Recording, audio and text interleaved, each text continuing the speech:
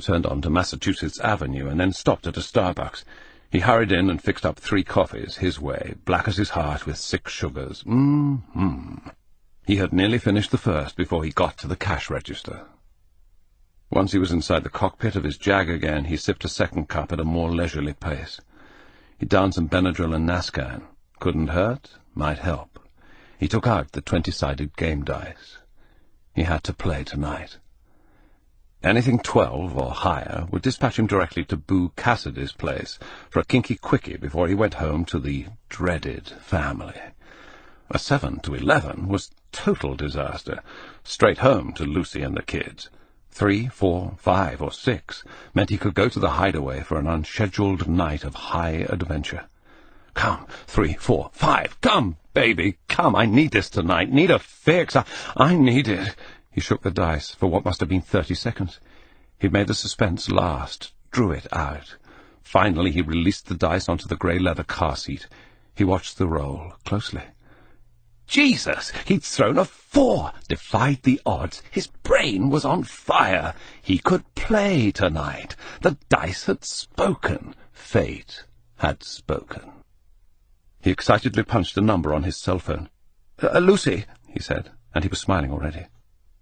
Glad I caught you at home, darling.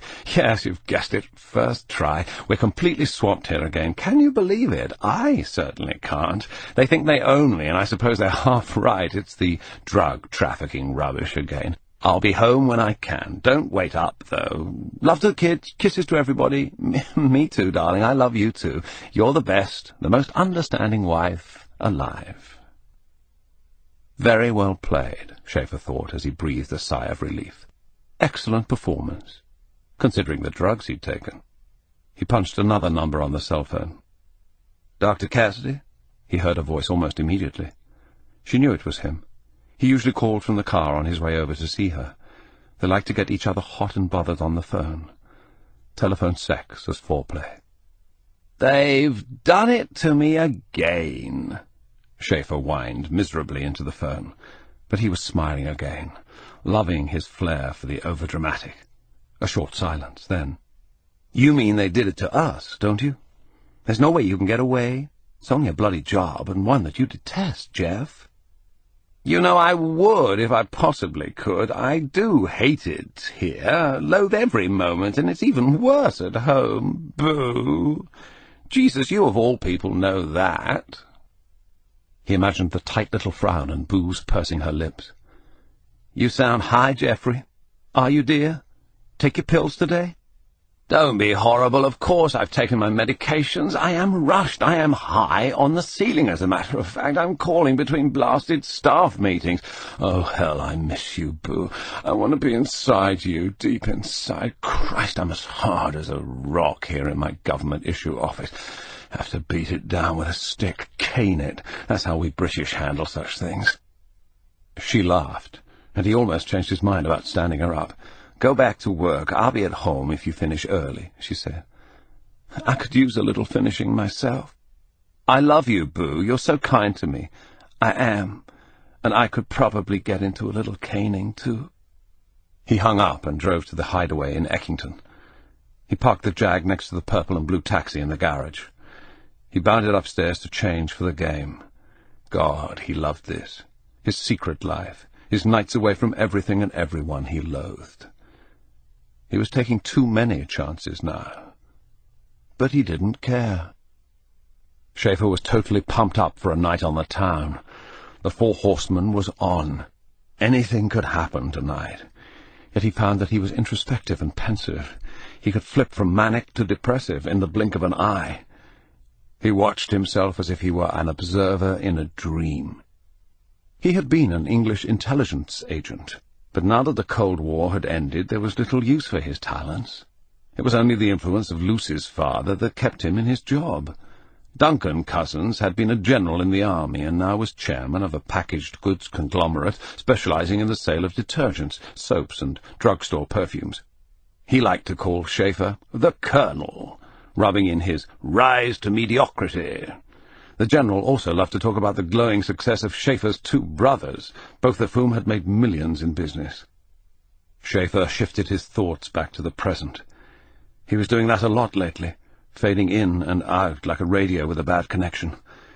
He took a settling breath, and then pulled the taxi out of the garage. Moments later he turned onto Rhode Island Avenue.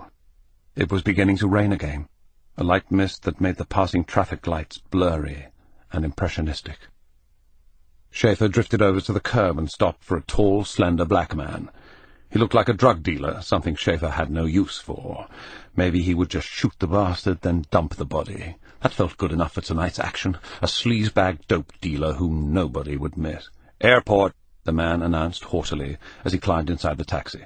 The inconsiderate bastard shook off rainwater onto the seat. Then he shut the creaking car door behind him and was on his cell phone immediately. Schaefer wasn't going to the airport, and neither was his first passenger of the night.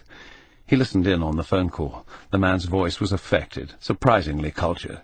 "I think I'll just make the 9 o'clock, Leonard. It's Delta on the hour, right? I picked up a cab, thank the Lord Jesus. Most of them won't stop anywhere near where my poor mom's lives in Northeast. Then along comes this purple and blue absolute wreck of a gypsy cab, and merciful God, it stops for me." Christ, he'd been identified. Schaefer silently cursed his bad luck. That was the way of the game, though. Incredible highs and vicious lows. He would have to take this arsehole all the way out to National Airport.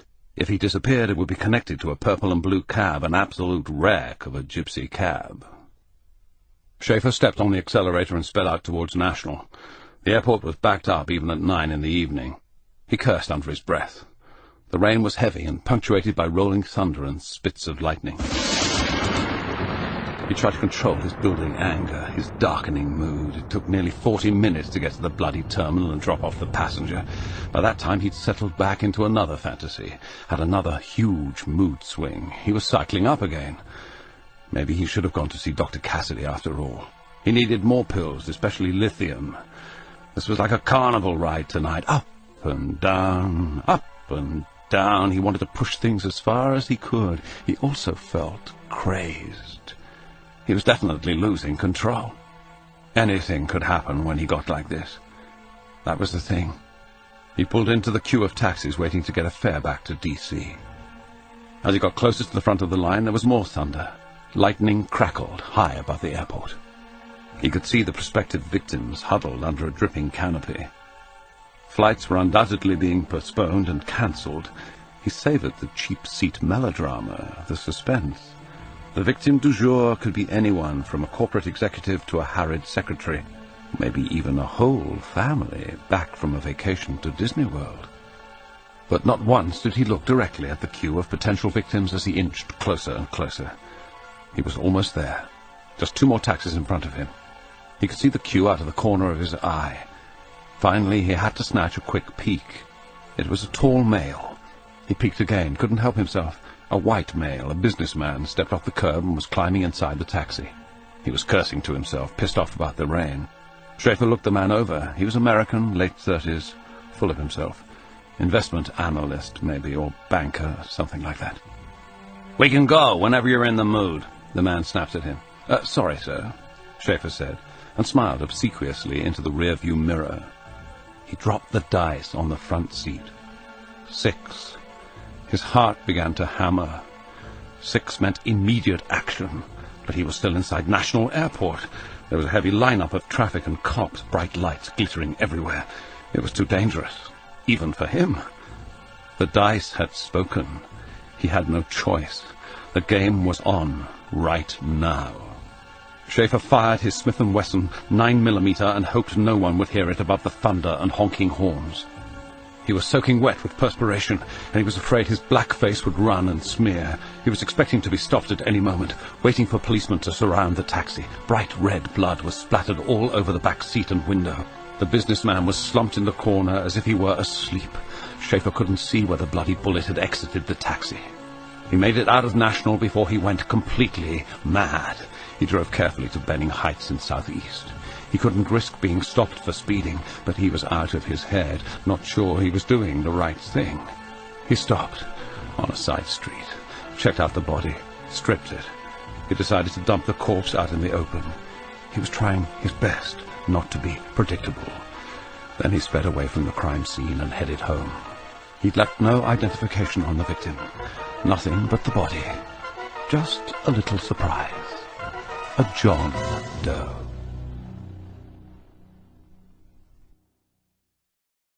I got home from Christine's house at 2:30 in the morning, feeling exhilarated, the happiest I'd been in years. I thought about waking Nana and the kids to tell them the news. I wanted to see the surprised looks on their faces.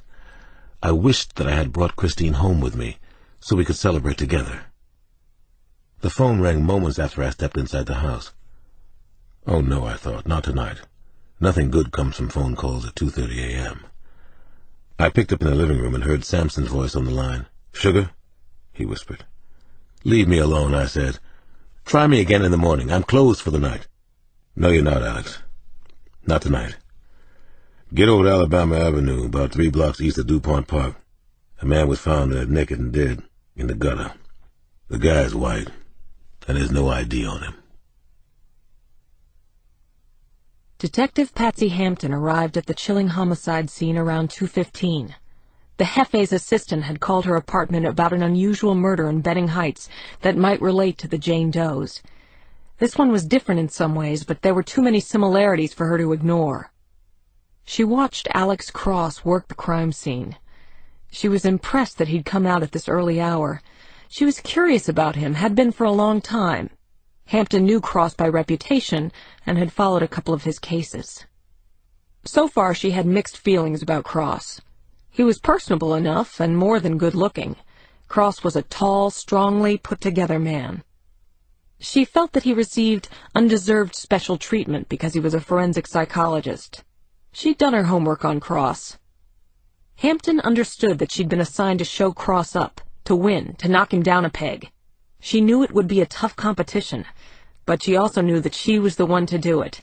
She never failed at anything. George Bayer was famine among the Four Horsemen.